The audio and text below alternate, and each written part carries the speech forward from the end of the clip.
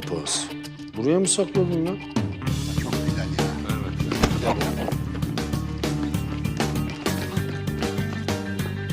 Neymiş? Allah mazine. Şevket'e bir ömür yetermiş ben. Allah kusura bakma Şevket. Başka şansım yoktu.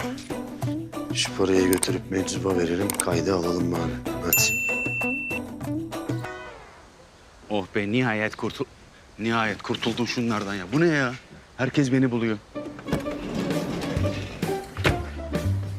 Arkadaşlar ne yapıyorsunuz? Bir din adamına böyle davranılır mı? Ne yapıyorsunuz?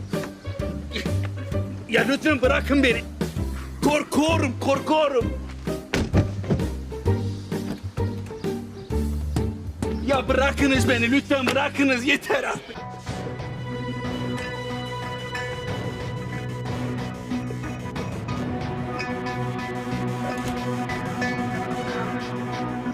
Bekle müezzin.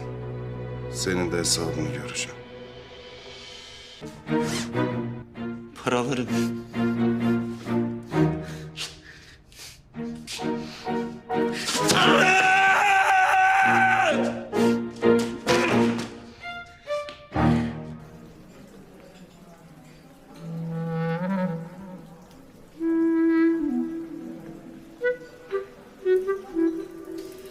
Bana bak, vallahi ayağımın altına alırım şimdi. Ne bakıyorsun lan?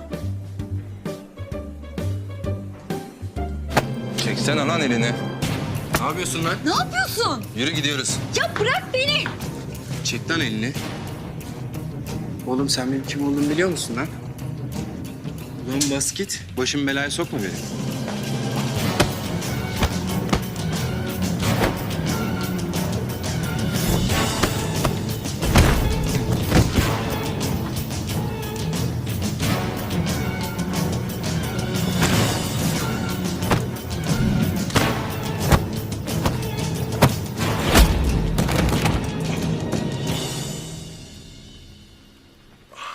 Melis senin gibi ödeye bakar mı?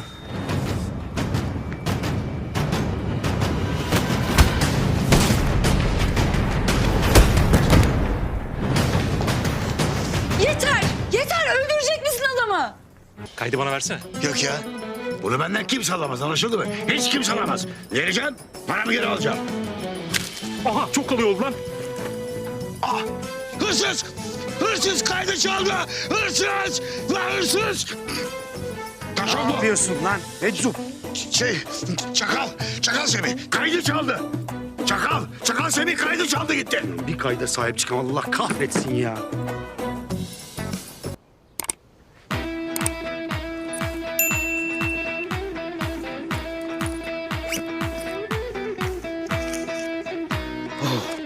Paralar! Paralar! Hazineme kavuştum! Sultanım bekle. Şimdi arabayı alıp geliyorum. Hazine artık benim.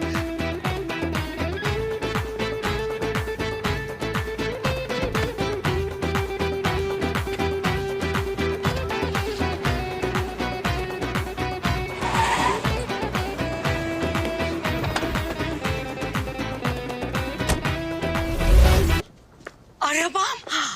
Ay inanamıyorum. Allah'ım. Ay bu nasıl güzel bir şey. Allah'ım renge bak. Ay. Oo.